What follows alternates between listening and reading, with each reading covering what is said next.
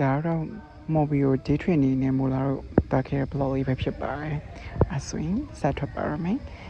မနက်စာဝင်စားပါတယ်ပြီးတော့ mobile မှာမို့လားဒီဝယ်စရာ share လေးဝယ်တယ်ဒီလုံးချန်ကိုရောက်သွားတဲ့အခါမှာသူရဲ့ရာသီဥတုလေးနဲ့ပတ်ဝန်းကျင်လေးကတော့စိတ်လန့်စုပ်ပြေးနေပါတယ်ဒါပေမဲ့နေလေးကတော့ပူရပေါ့နော်အဲ့မို့လားတော့ဒီကိုရဲ့အခန်းကိုသွားကြတယ်ဒါလေးကတော့ဒီအခန်းကြီးကြည့်လို့ရှိရင်မြင်ရတဲ့ view လေးပေါ့နော်ဒီကိုလို့ရတယ်ချစ်စရာလေးပါတဒန်းဘေခါဒါကတော့ဒီမူလာရင်းနေမဲ့အခန်းလေးပေါ့နော်အခန်းကတော့လူ10ယောက်စာပါကျဲပါတယ်တယောက်ကတော့4000ပေးရပါတယ်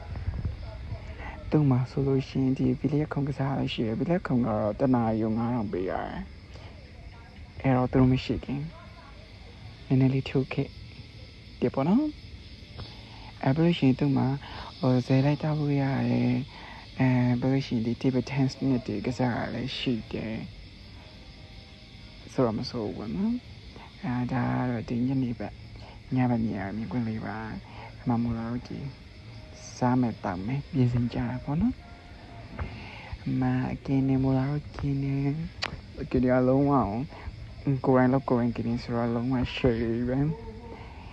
ပြီးတော့အခါမှာစားဖို့ပြင်ဆင်ပါတယ်တဒန်းအဲ့ဒါပြီးတော့ဒါဒီတော့လေညဘက်မှာလမ်းလျှောက်ထွက်တာကောင်းတယ်ဗျာညဘက်မှာလမ်းလျှောက်ထွက်တာအရင်လှနေရအရင်